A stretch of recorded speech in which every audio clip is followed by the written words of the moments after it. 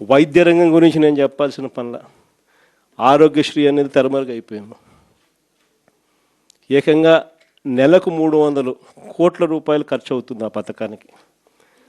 ప్రతి పేదవాడికి, ప్రతి మధ్యతరగతి వారికి ఏకంగా 25 లక్షల దాకా ఉచితంగా పేదవాడికి వైద్యం అందించే పరిస్థితి మన ప్రభుత్వం. 3300 ప్రొసీజర్లకు విస్తరించి 25 లక్షల దాకా ఉచితంగా పేదవాడికి వైద్యం అందిస్తూ, పేద మధ్యతరగతి వారికి వైద్యం అందిస్తూ మన ప్రభుత్వ హయాంలో ఆరోగ్యశ్రీని నాన్న ఈ లెవెల్లోకి తీసుకొస్తే మనం ఈ లెవెల్లోకి తీసుకుని పోయి నడిపించినాం.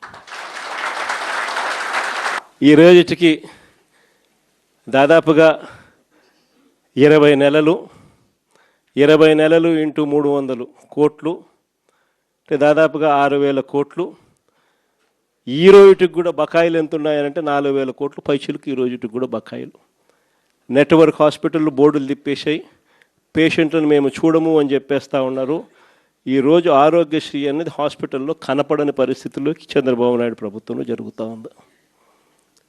104, 108 మన ప్రభుత్వ హయాంలో కోవిడ్ టైంలో కూడా ఫ్లాగ్ చేసి 104, 108 వెహికల్ మొత్తం పంపించి కొత్త వెహికల్స్ తీసుకొని వచ్చి ప్రతి మండలానికి పంపించిన కార్యక్రమం మందైతే ఇప్పుడు ఆ వెహికల్స్ అన్నీ కూడా పడకేసినాయి.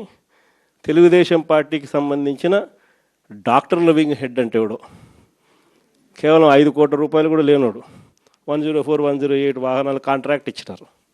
పూర్తిగా బండ్లన్నీ పడుకున్నాయి, స్కాములు చేసినారు. పూర్తిగా బండ్లు రాక ఈరోజు 104, 108 ఫోన్ చేస్తే 2 గంటల తర్వాత వస్తామని చెప్తున్నారు. 108కి ఫోన్ చేస్తే ఆరోగ్యశ్రీ అనేది పూర్తిగా పడకేసింది. వైద్యం అన్నది పేదవాడికి అందకుండా పోయే పరిస్థితిలోకి వచ్చింది.